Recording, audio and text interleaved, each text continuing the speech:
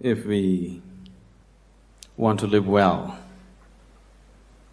both externally and internally, how well we live here simply depends on how well we manage our surroundings and how well we manage ourselves.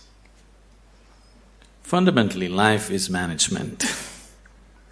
If you don't know how to maintain your body, your mind, your emotion, your situations, your life in general, your home, your communities, nations and the world, the quality of our life is just how well we manage things with ourselves. But generally, we are thinking of management, we are applying ourselves to management only in terms of business management or industry management or… Generally, we are talking management only with economic situations, not life as a whole. In many ways, it's unfortunate that today the most predominant factor that rules the planet has become economics. The other aspects of life have been totally pushed to the corner. When economics rules, when economics is the only thing that we are thinking about, we will tend to become very gross and unhappy in so many ways. What I see is,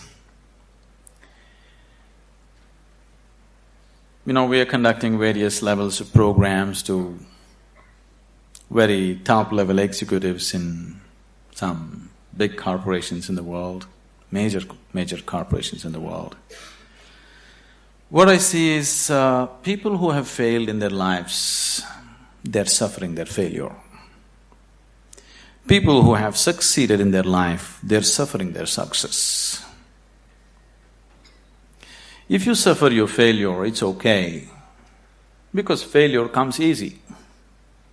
If you suffer your success, that is tragedy, because success doesn't come easy.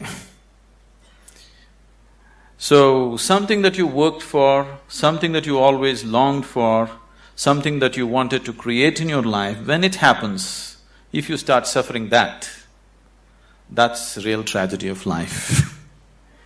But a large number of successful people on the planet are suffering their success. When I say suffering their success,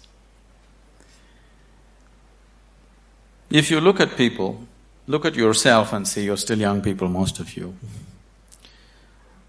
When you're 5 years of age, how happy you were, and today, how happy you are. If we make a chart out of it, a graph out of it, is it moving upward or downward? In 24 hours' time, how many moments are you really happy? If you look at this, is it going up or down?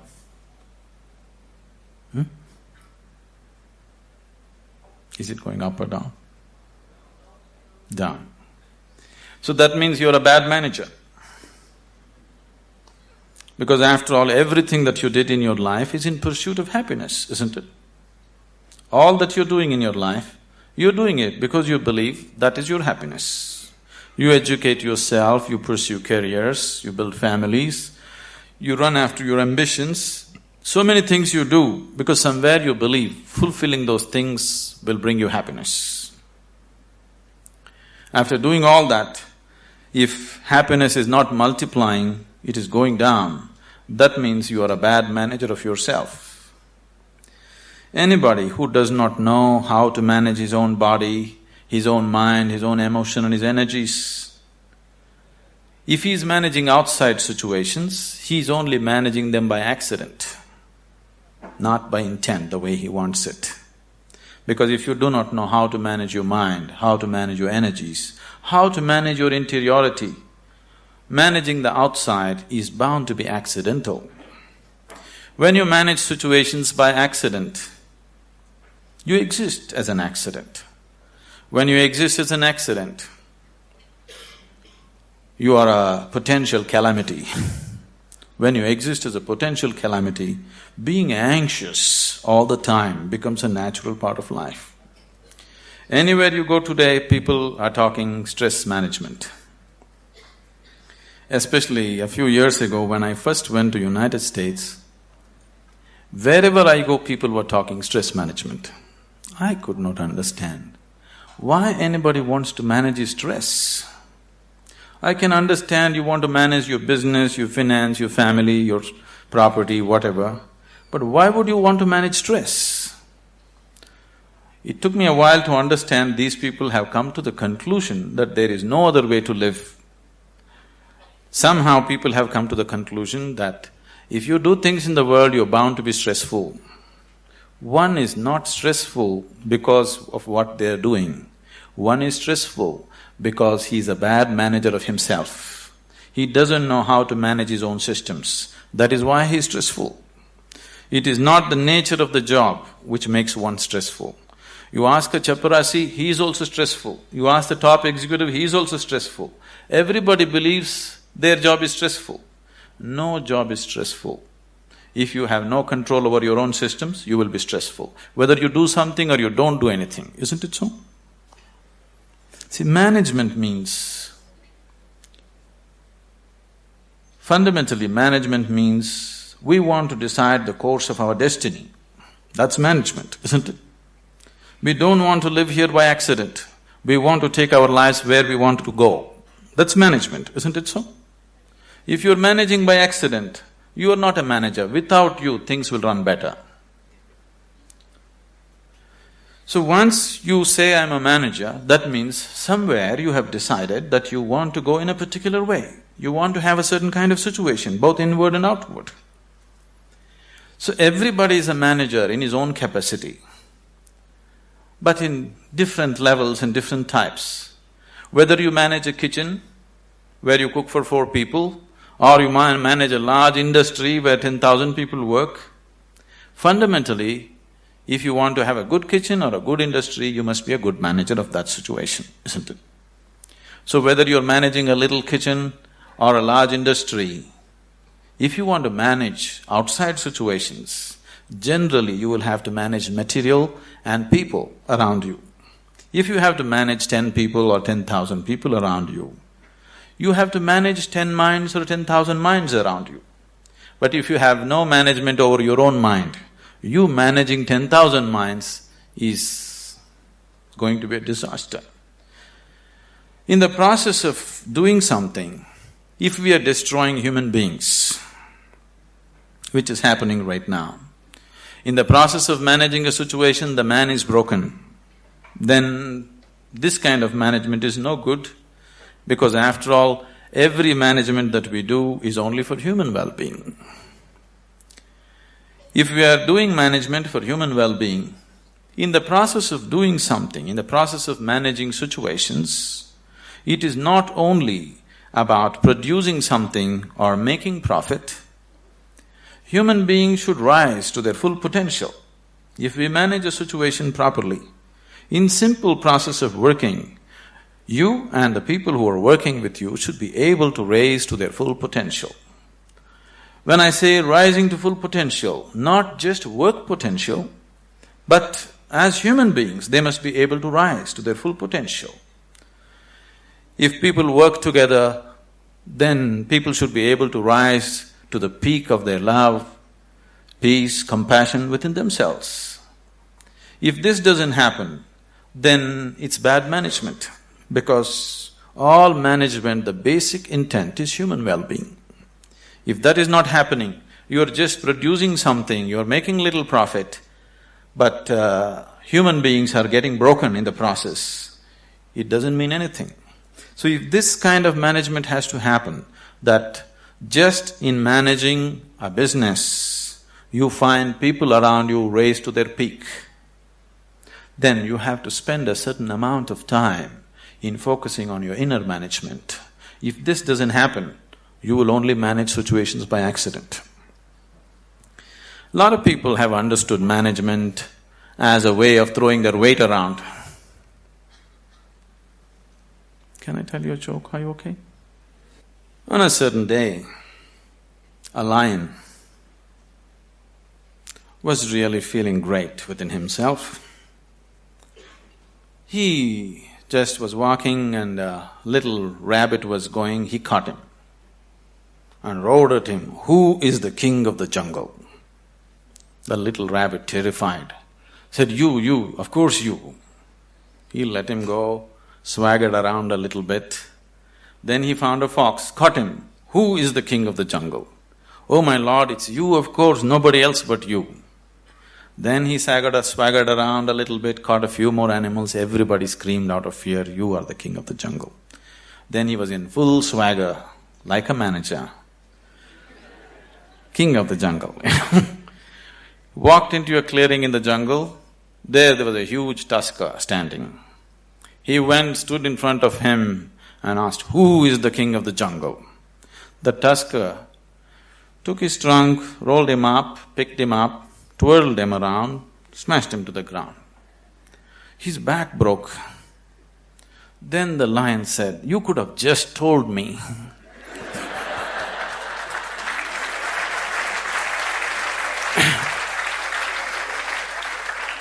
But the tusker said, "You see, I had to make my point." So, lot of people generally are thinking management means just throwing their weight around. Throwing your weight around is not management, any fool can do that. If you manage a situation, not just things happening there, people should feel elevated, just being in that space. Otherwise, it is not management. Above all, if you go to a place and you manage a situation, you must feel wonderful being there. If that doesn't happen, you are not a good manager. So if this has to happen, you need an inner dimension. When I say inner dimension, what is inner dimension? When I say inner, I'm not just talking about the body or the mind, because both this body and mind you gathered from outside in certain ways, isn't it? For example, this physical body, when you were a child, this body was only this much. Now it's become this much. How did this happen? How did this happen? That's a question. How did this happen? You grew up, how did it happen, I'm asking?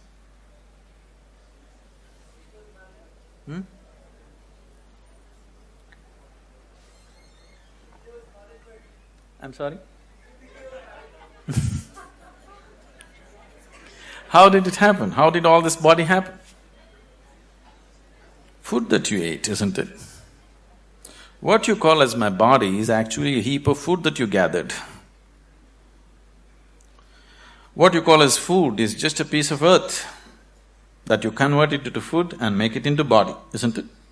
So this body is just a heap of food that you gathered over a period of time.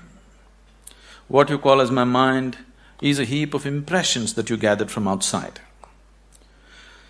Now you have a heap of food and a heap of impressions. If this much gathering has to happen, something more than this must exist, isn't it? If you are capable of gathering such a large body and so much mind, there must be something more fundamental than this. But that never comes into your experience. You're just lost in these two heaps, trying to make some sense out of it. Now, as there is a science, as there is a management science for external well-being, there is a management for science for inner well-being. It is just that most of the time we have not approached it scientifically, we're just believing by doing something somehow everything will be okay. Right now, people are thinking by educating themselves they will live happily ever after, which you will discover after some time it's not so.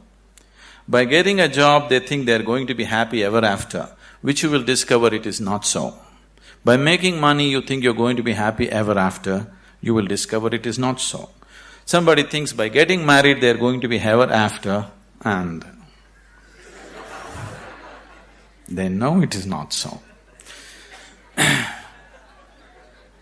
So, you're trying to somehow fool yourself into believing that by doing something everything will be okay. Though repeatedly it has let you down, still you believe that something else, some other miracle will make everything okay. It'll not be okay. It once happened. On a certain day, a bull and a pheasant were grazing on the field. You know a bull? A pheasant, a bird. The bull was grazing on the grass, the pheasant was picking ticks off the bull. They're partners, you know. Then the pheasant looked at a huge tree which was at the edge of the field and very nostalgically said, "Alas, there was a time when I could fly to the topmost branch of the tree, but today I do not have the strength even to fly to the first branch of the tree." The bull very nonchalantly said, "That's no problem. Eat a little bit of my dung every day. You will see, within a fortnight's time you will reach the top of the tree." The pheasant said, "Oh, come off it. How is that possible?" The bull said, "Really, please try and see. The whole humanity is on it. You could try too." Very hesitantly, the pheasant started pecking at the dung, and lo, on the very first day it reached the first branch of the tree. In a fortnight's time, it reached the topmost branch of the tree. It just went and sat on the topmost branch and just looking at the scenery, enjoying it. The old farmer saw a fat old pheasant on the top of the tree. He took out his shotgun and shot him off the tree. So the moral of the story is, even bullshit can get you to the top, but never lets you stay there.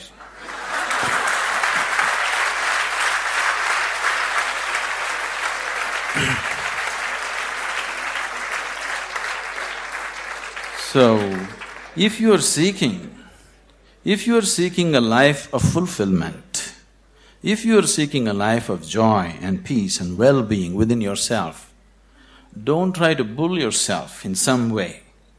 You must do the right thing, otherwise it won't work. Now that you are managers, or to be managers, probably, definitely, I hope they have taught you that unless you do the right thing, it doesn't work with outside. The same goes with the inside. Unless you do the right thing, it just doesn't work. You may just bull yourself to believe that this will make me all right, that will make me all right. Yes, for a moment, but the next moment you crash. Please see, successful people, unsuccessful people, just look at their lives and see in 24 hours, how many moments are they really joyful? How many? You go on the street and see how many joyful faces do you see on the street? Very, very few, isn't it so? Yes? If you see any, usually they are young faces. Over 30 faces are all long faces. What's happened to them? For most of them, their lives have worked out far better than they ever imagined. If you look at yourself as a generation, never before another generation of people have been this comfortable and this well physically as you are right now, isn't it? Isn't it so? We are the most comfortable generation. No other generation has known these kind of comforts and conveniences. But still, are we any happier than what people were? This is simply because we did not do inner management. We just did external management, no inner management. In the process of creating what we want, the very source of our life, this planet, we're just destroying, isn't it? In pursuit of our happiness, we are just making a bonfire out of this planet, but still we are not satisfied, nor are we any more joyful than what we were 500 years ago as people were, isn't it? So somewhere, we have neglected the interiority. So to turn inward, what is needed? One reason why most young people here have never made any effort to turn inward is because today, any thinking person, the moment he can read ABC, speak English, and he has extra alphabets next to his name, he develops an allergy towards anything spiritual. This is not your fault. These so-called spiritual people have made such jokers out of themselves. They have presented spirituality in such terrible ways, ridiculous ways, that anybody who has any sense doesn't want to go anywhere near it. See, a spirituality means to know something which is beyond the physical. Right now, if you exist as a physical entity, as a body, as a mind, because both these things are accumulations from outside, whatever happens outside will happen inside. If what happens outside begins to happen within you all the time, then you being peaceful and happy is always accidental.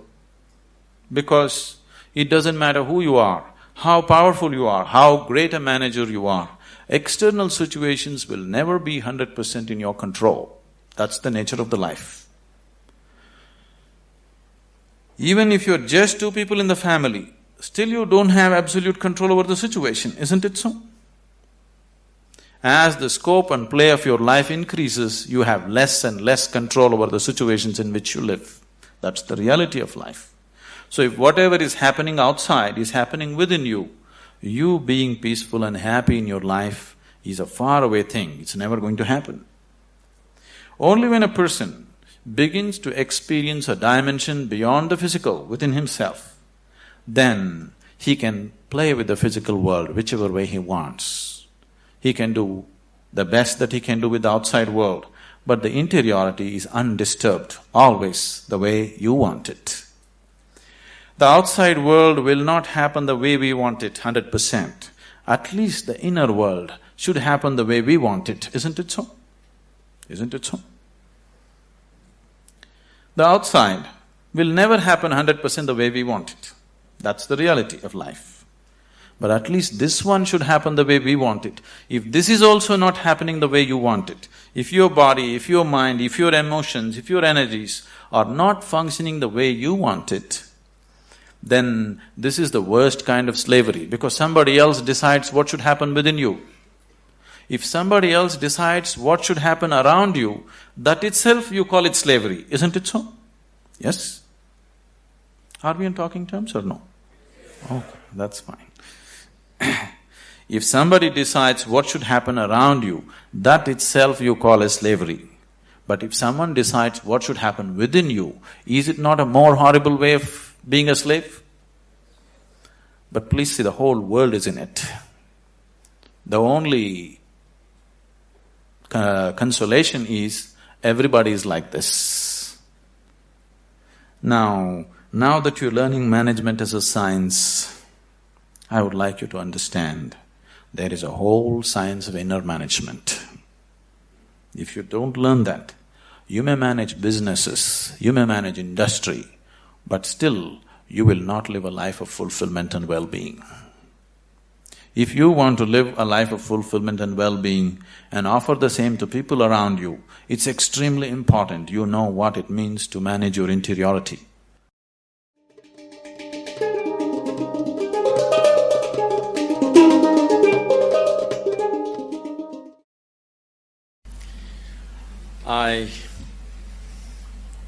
I really don't know how you feel today going out of probably the last step of your education, or at least one step of your education, a major step of your education.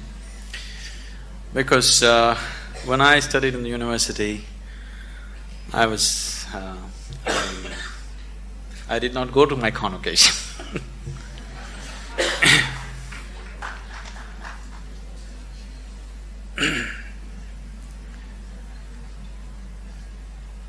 Somewhere, right from my childhood… Are you okay for a story? Right from my childhood,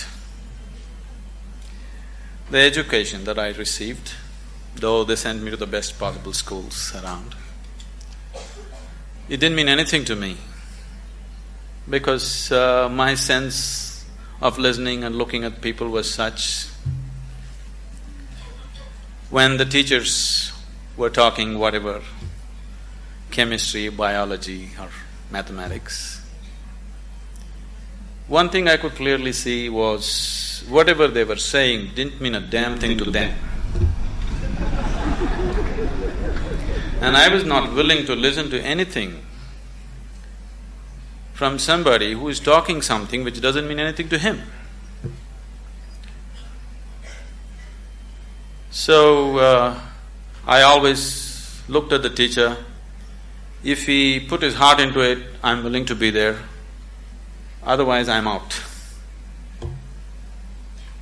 Because somewhere I have so many things on my agenda for the day. 24 hours are packed with too many things. I'm not willing to spend an hour or even 5 minutes listening to someone who is talking something which doesn't mean anything to him. Even if he's talking nonsense, it doesn't matter. If it means something to him, I'm willing to listen to it. But if he's talking great things which don't mean anything to him, I'm not willing to listen to him. So as a part of this, I spent… Your education is over, so I can talk. I spent almost 90% of my college hours outside, only 10% inside. Only when I saw somebody who is talking something with passion, I'm there. Otherwise, I'm just out. Now, this education, I'm repeatedly telling Dr. Majumdar and a few other people around here, I'm happy to see somebody's talking with some passion about what they're doing. Somebody, it doesn't matter what they're doing is right, wrong, okay, perfect or not. But someone has put his heart into it, it's okay, because human lives becomes beautiful not because we do the right things. Human lives become beautiful because we put our heart into what we're doing. It doesn't matter what we're doing, whether we're sweeping the floor or managing the country or what we're doing. If we are putting our heart into what we're doing, it's beautiful to be doing that activity. So I think it's a fortune that I've just seen a few people. I hope everybody here is putting their hearts into what they're doing and living in an atmosphere where people are passionate about what they're doing itself is highly enriching. Now that you're stepping into the world, not that you don't know, but anyway, now you're stepping into the world in a different dimension than the way you have been till now. Once you step into the world, there's going to be a lot of filth. There is corruption, there is nonsense, there is so many things happening everywhere. There are some set of people, a certain set of people, who will develop an allergy for this filth. They can't stand it. They usually run to the Himalayas because they're allergic to filth, they can't take it. They want everything pure. But such a thing will not happen because the filth of the world has one way or the other has entered our minds. Whether we empower that filth or not is all the option that we have. But we cannot avoid filth, it is there. All the nonsense that can happen in the world, you know in your head, isn't it? So one set of people develop allergy and try to run away, which they can never do, really. Another set of people, a large segment of people, unfortunately, have come to their own kind of philosophies. Anyway, world is full of filth. Let me also become filth. So they have joined that, they have merged into the filth. What we call as filth can also be great manure, Indian spirituality has always used lotus as a symbolism. A lotus flower has always been the main symbolism for Indian spirituality. Why a lotus flower is? A lotus flower grows best where the filth is thick. This filth, which is stinking, which you can't bear, has transformed itself into a fragrant, beautiful flower. This option also is with us every moment of our life. If the atmospheres that we live in make us… we cannot call ourselves managers. If we make the atmospheres that we live in, only then we can call ourselves managers. Being a manager means that we are going to create whatever we see as the most beautiful thing to happen right now. Allowing situations to create you is not management at all. Creating the situations that we want is management. As many of them have said many things,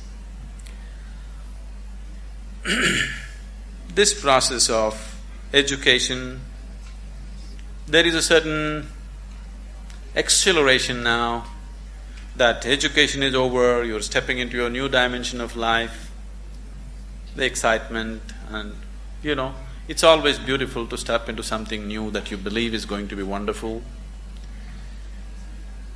But what we have seen with life with most people is, now let's say somebody got a job. The first day when they went and sat behind this table was the most fantastic place in the world. But within a few years, behind the same table, they're manufacturing blood pressure, diabetes, ulcers and whatnot. This is not because there is something wrong with the jobs that we do. This is not because there is something wrong with the world that we live in. It is simply because we have not paid sufficient attention to ourselves.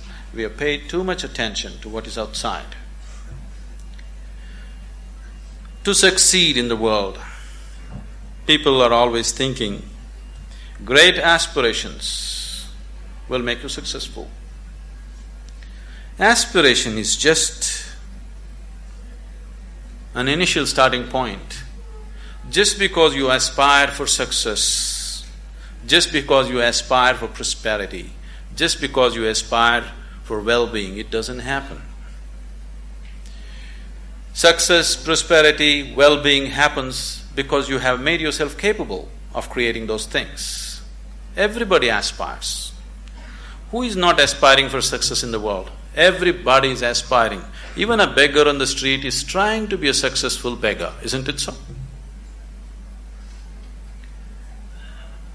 Every human being is aspiring for it, but only those who have made themselves capable will succeed.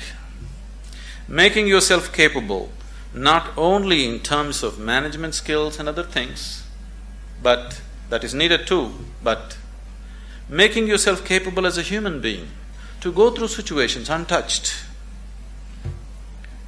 to be like a lotus flower, even if you're in the filthiest of situations, to maintain your beauty and fragrance. If one has this, he will float through this life untouched. If one doesn't have it, life will eat him up in so many ways. It's my wish and my blessing that this new set of managers will manage this world, this country, this community, and the business and commerce, which is part of our existence today in the world, in a much better way than the previous generations of people have done, because externally we are better equipped than ever before. If we make a little effort, it's a fortune that an institution has made an effort to equip you internally to whatever extent it was possible for them. If you equip yourself for internal management also, I'm sure that this group of people and many more who will pass out of this institution should definitely manage this world, this nation and the communities much, much better than the way it's been done till now.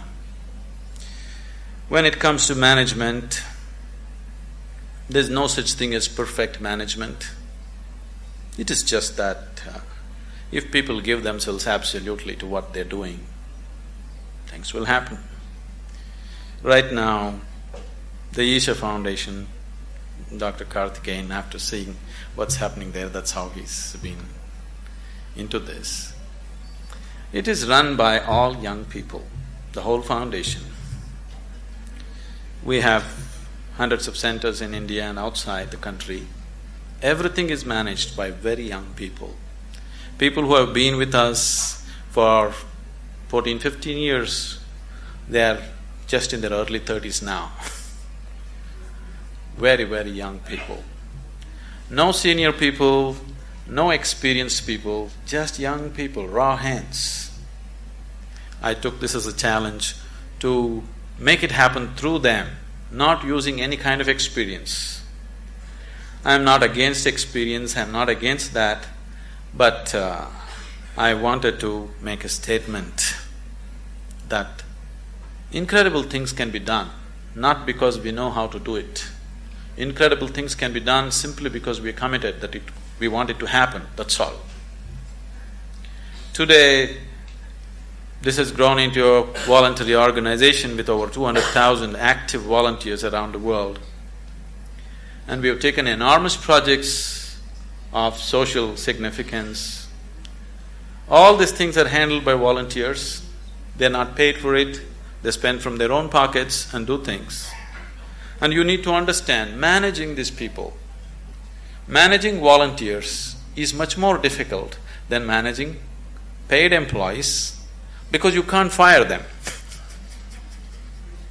You can never fire them for inefficiency or indiscipline or whatever, because they're there on a voluntary basis. So, people who manage these situations, very young people without any qualifications, they are such fantastic managers of people. The way they manage the situations, the way they conduct thousands of people has set such a exemplary example in the community there.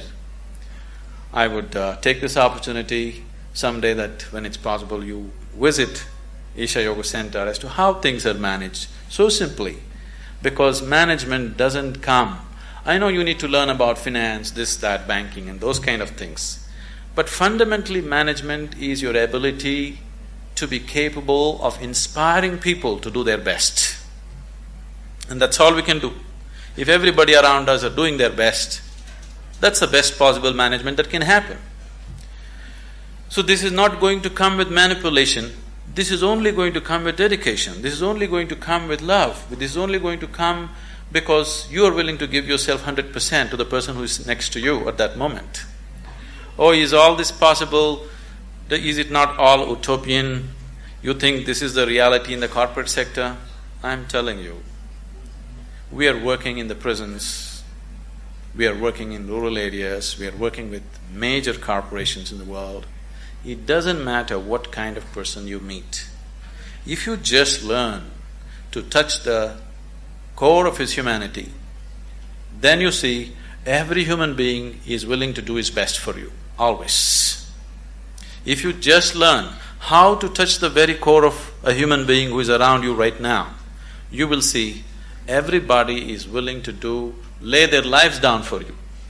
Only if people around you love you and they want to do the best for you, you will not get ulcers doing management. If people around you are trying to pull you down, you will anyway get ulcers trying to manage situations. Isn't it so?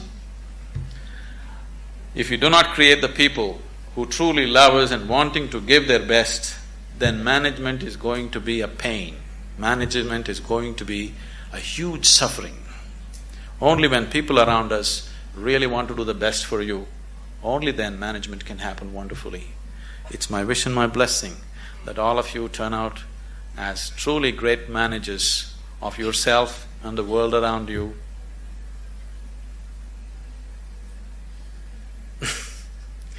Our lives become beautiful not because of what we do. Our lives becomes beautiful simply because we have included everybody around us as a part of our dream of well-being. I hope all of you become truly successful and well. In whatever way, with inner technologies, if you need any help, we are always available to you. It's been a joy to be here in this institution. I've been to any number of colleges. People are the same, but creating an institution with some sense of commitment for inner well-being in today's world is… I'm too happy. Thank you.